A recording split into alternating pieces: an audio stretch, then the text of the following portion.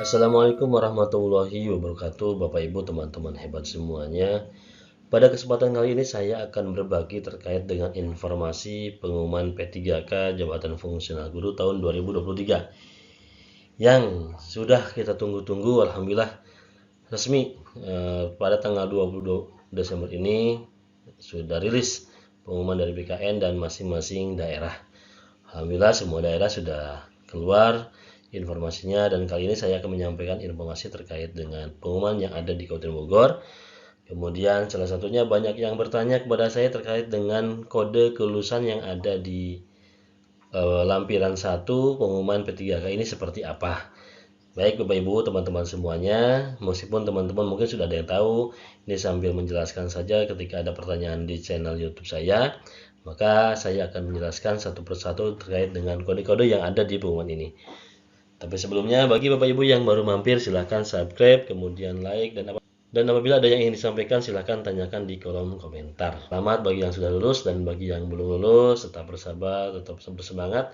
Insya Allah rezeki kita mudah-mudahan di tahun depan bisa kita dapatkan NIP P3K ini.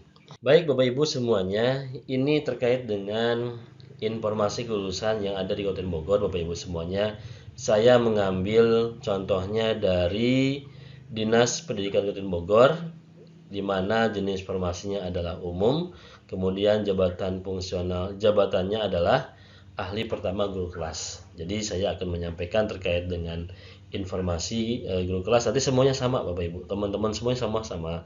Ini saya contohkan saja yang guru kelas Bapak Ibu ya.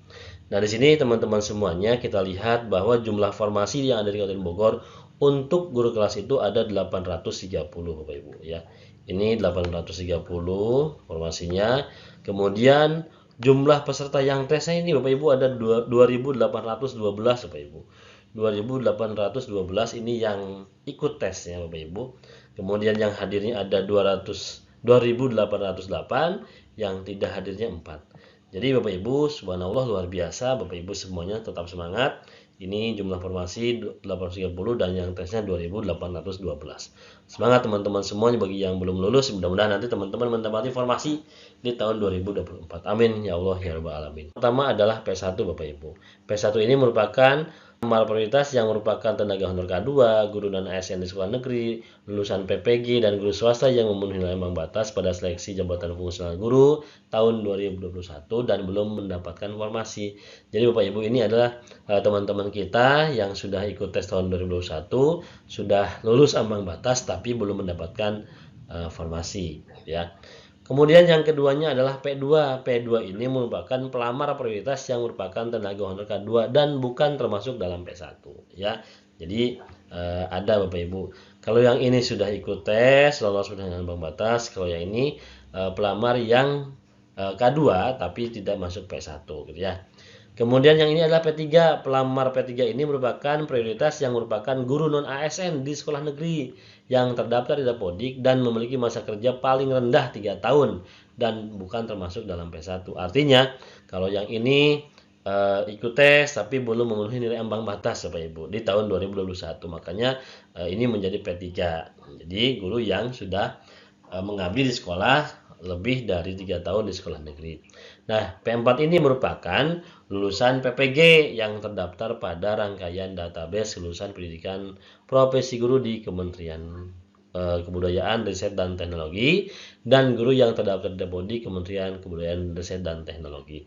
Nah, ini adalah P4 Bapak Ibu. Jadi P4 ini merupakan pelamar umum, lulusan PPG dan juga guru yang terdaftar di Dapodik kurang dari 3 tahun. Kalau yang P3 lebih dari 3 tahun. Kemudian yang P4 ini merupakan peserta memenuhi ambang batas Bapak Ibu. Jadi Bapak Ibu semuanya, kalau kita melihat pengumuman ini, ada P, berarti P itu adalah teman-teman semuanya yang lulus nilai ambang batas. Kemudian ada L-nya. Nah, ini adalah peserta yang lulus.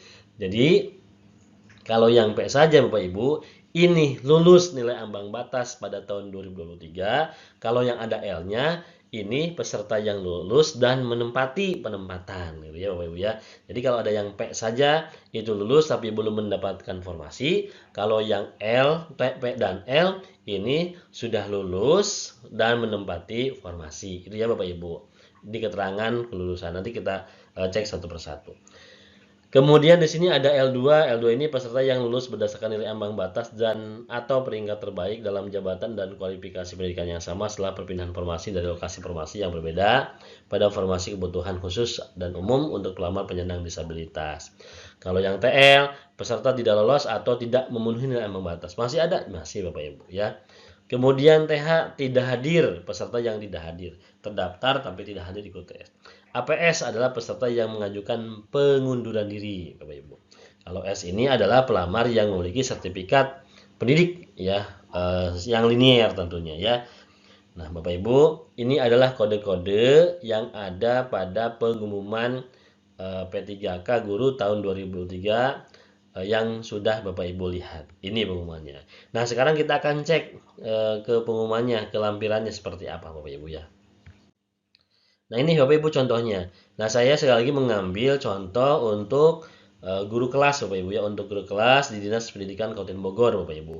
Nah, kita lihat juga yang pertama Bapak Ibu tabelnya nih ada nomor urut Bapak Ibu ya, ada nomor peserta, ada nama. Dicek oleh Bapak Ibu nomor pesertanya, kemudian namanya. Khawatir namanya sama tapi kan nomor peserta pasti berbeda Bapak Ibu ya. Cek silakan hati-hati ya. Kemudian Bapak Ibu di sini ada prioritas nah Bapak Ibu.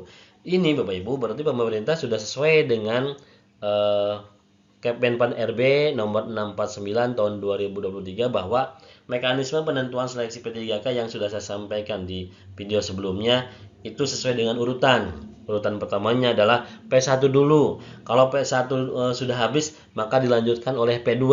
Kalau P2 habis maka dilanjutkan oleh P3.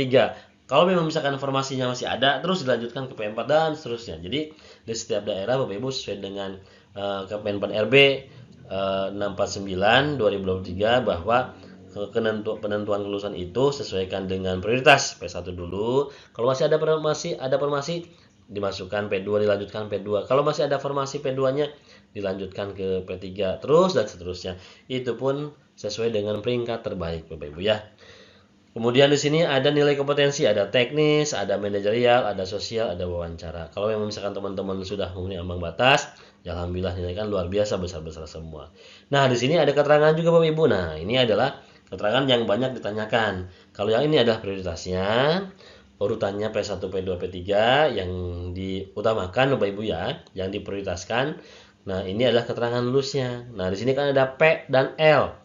P dan L tadi saya sampaikan. Kalau teman-teman P saja nih, P saja ini artinya teman-teman memenuhi ambang batas. Tapi tidak menempati formasi. Kalau P dan L ini teman-teman sudah memenuhi ambang batas nilainya kemudian menempati formasi gitu ya. Nah, ini semuanya PL nih, urutan 1 sampai 9 semua PL ya. Sudah lulus ambang batas dan menempati formasi. Kemudian ini S nih. S ini adalah yang serdik Bapak Ibu ya. Ini yang mendapatkan serdik Bapak Ibu. Kita lihat lagi Bapak Ibu. Ini masih P2. Masih ada formasi P2 ini sampai ke halaman 6. Ini P2-nya luar biasa alhamdulillah Kabupaten Bogor ya Bapak Ibu. Nah, sampai ke urutan ke-75 ini P2. Kemudian masih ada karena Bogor banyak sekali formasinya 800-an, maka di urutan berikutnya diisi oleh P3 yang jelas nilai urutannya terbaik gitu ya, sesuai dengan urutannya dilanjutkan ke P3. Nah, ini pun PL semua lulus semua Bapak Ibu sudah lulus ambang batas dan menempati formasi. Nah, kemudian ini adalah S yang serdiknya Bapak Ibu ya, yang mendapatkan afirmasi serdik. Kemudian di sini juga sama diteruskan ke P3. Nah, karena Kabupaten Bogor formasinya di sini hanya 830, maka di sini sampai nilai 567 nih, ini lulus Bapak Ibu, lulus dan menempati formasi ya, lulus ambang batas dan menempati formasi. Nah, tadi yang P itu Bapak Ibu, nah berarti sampai 831 ke bawah ini P nih, P ini adalah Bapak Ibu teman-teman semuanya luar biasa sudah lulus nilai ambang batasnya, hanya belum mendapatkan formasi. Kemudian nanti ada Bapak Ibu menempati formasi di tahun 2024 Bapak Ibu ya, bersama. Kemudian ini saya ambil langsung ke halaman terakhir Bapak Ibu. Ini masih P, ini masih P3. Nah, kemudian Bapak Ibu ini juga ada nih P2 yang tidak hadir, ada P3 juga yang tidak hadir Bapak Ibu ya, mungkin karena sakit atau dan lain hal yang lainnya ya.